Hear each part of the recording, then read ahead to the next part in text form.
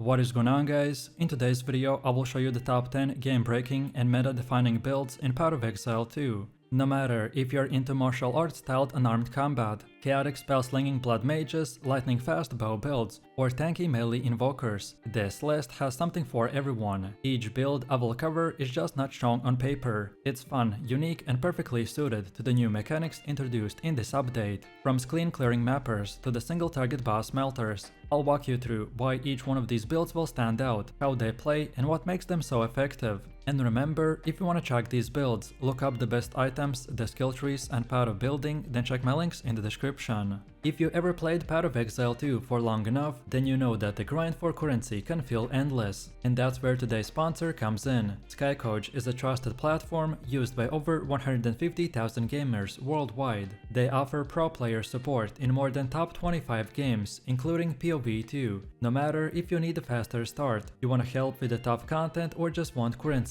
delivered safely and quickly, then KaidGames has you covered. What I really like is how smooth the whole process is. From click to the gameplay in minutes, clear and fast chats with their team, plus if an order is not fulfilled, you get an instant refund. I've tried it myself, and honestly, it just makes the game more fun. So if you wanna skip the grind and enjoy POE 2 your way, then click my link in the description to check out KaidGames and use my code KAID for extra 10% off. So first up we have the Hollow Palm Invoker build. This setup is brand new in 0.3 update, and I promise you, it's everything that you ever wanted if you dreamed about playing a pure martial artist build. So no clunky weapon swaps, no chasing expensive uniques every 5 levels, no stressing about the perfect 6-length bow, and thanks to Hollow Palm, those fists will hit like a truck. Now I'll be upfront, the core of your gameplay revolves around the Storm Wave and the Upwheel for insane map clear, while Tempest Flurry and Tempest Belt shred bosses and rares with precision combo damage. I love this build because it solves one of the biggest problems for most players, which is the gear dependency. With Hollow Palm, you don't need to farm a weapon or even spend much currency. The keystone scales directly off your attributes, your gem levels, and your defenses. That means every upgrade you pick up will automatically feed your fists more damage. It's cheap, it's efficient, and it's fast. Second, the setup plays exactly how you want a monk to feel. You're not standing in the back shooting arrows or waiting for the cooldowns. Overall, this build clears like lightning fast mapper, with huge AoV from the Storm Wave, but it also has that controlled single target rotations that you need for the big bosses. Then for our second one, we have the Ember Fusillade Blood Mage build. This setup is not just about the raw power, but about transforming the fireball into something that feels entirely new, thanks to the infusion system and the Black Flame Covenant keystone. The concept of turning ordinary flames into the purple chaos fire that scales with both ignite and chaos mechanics makes this build one of the most unique spellcasters in the game. And at its core, the build revolves around the fireball that has existed since the very beginning of the POE Exile 2, but fireball has dramatically changed in the 0.3 by becoming a spell that interacts with the new infusion mechanics. Infusions are temporarily elemental ground effects generated by the certain spells, and when you consume a fire infusion with the fireball, your next cast will explode into multiple secondary projectiles. And now suddenly your fireballs no longer feel like a slow single orb, but more like a miniature storm of bolts by spreading across the screen and multiplying your damage in every direction. On top of this, the Black Flame Covenant keystone changes the way you scale entirely by converting all of your fire spell damage into chaos. Not only do your flames now appear purple, but they also ignite as chaos, meaning that your damage over time comes from a completely different scaling pool. This allows you to stack chaos multipliers, ignite duration, and damage over time in ways that no ordinary firecaster can achieve. Next up we got the Lightning Spear Bleed Blood Mage build, which is a brutal mix of speed, safety, and bleed focused destruction. Instead of relying on physical damage alone, this build cleverly twists elemental damage into devastating bleeds thanks to the blood barbs. The core loop is simple yet deadly. You ride your raw mountain through the maps, hurling lightning spears from afar to stack bleeds while generating the life remnants, which overflows your health pool and keeps you remarkably resilient. This creates a playstyle that feels both aggressive and tanky, allowing for smooth map clears without worrying about survival. For bossing and maximum single target bleed damage, this build layers mechanics together, so Disengage creates the shocked ground beneath the targets, Infernal Cry empowers the Rake, and when cast from the maximum range, this combo unleashes absurd amount of bleed values that melt enemies in seconds. Defenses are handled early through the Blood Mage Ascendancy, with the Grasping Wounds delaying incoming damage and the Crimson Power, granting immense life scaling tied to your chest armor's energy shield. What makes the build especially appealing is its accessibility. No uniques are required to function, but items like the Tangle Tongue, Ingenuity, or Heart of the Veil will offer strong, affordable upgrades. With the fast clears, huge life sustain, and flexible elemental scaling, this Blood Mage strikes the perfect balance between the power and practicality. Next up, we have the Flicker Strike Invoker build. This setup has been a fan favorite ever since first tested, and even though the new changes brought in few adjustments, it still holds position as one of the most powerful setups in the game. In fact, it's only got smoother with some of the changes in 0.3. The concept of this build revolves around combining near 100% critical strike chance through the Storm Wave and the Upfeel, all while amplifying damage with the Herald of Ash and Herald of Thunder. What you get is an absolutely devastating clear speed that rivals the best ranged builds, but in melee form. For bossing, the Flicker Strike becomes your weapon of choice, enhanced further by Infernal Cry for the burst damage. With this combination, even pinnacle bosses on tier 4 maps can be one-tapped. The beauty of this build is that it avoids the classic inconsistency of Flicker Strike while mapping. Instead, we are relying on more stable Storm Wave for the clear and saving Flicker for the moments that matter the most. Between Energy Shield Recharge, Instant Flask Recovery, Chaos and the Damage Over Time immunity, and multiple defensive mechanics layered on the top, the sustain feels incredibly smooth. So in short, you get everything you could possibly want. Explosive clearing power, unmatched boss damage, consistent sustain, and a character that can survive the hardest content.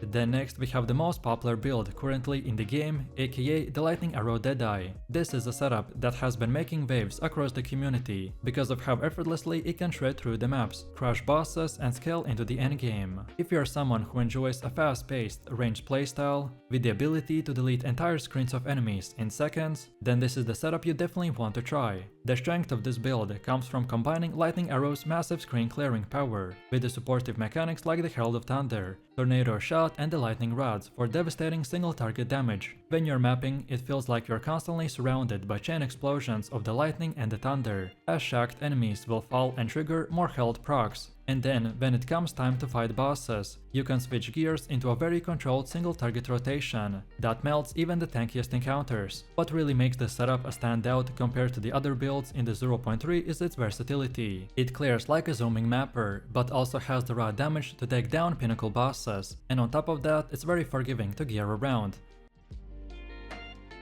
Then for number 6, we have the Fireball Blood Mage build, which is a fast-paced chaotic caster that thrives on turning life into the raw destructive power. By sacrificing health to fuel spells, you will unleash relentless waves of purple explosions that are constantly spending and recovering life in a cycle that keeps gameplay aggressive and fluid. The core loop revolves around planting living bombs on the enemies to generate fire infusions, then detonating them with the Fireball, combined with the Frost Wall, which shatters into overlapping projectiles when struck, and the build creates devastating bursts that shreds packs and melts bosses. As the build scales into the endgame, uniques like the Atalius Bloodletting and the Blood Sacrifice will push our life costs, and therefore recovery and damage to extreme levels. A strong wand and focus will become vital upgrades, especially when crafted with the perfect essence of the sorcery or huge gem level boosts.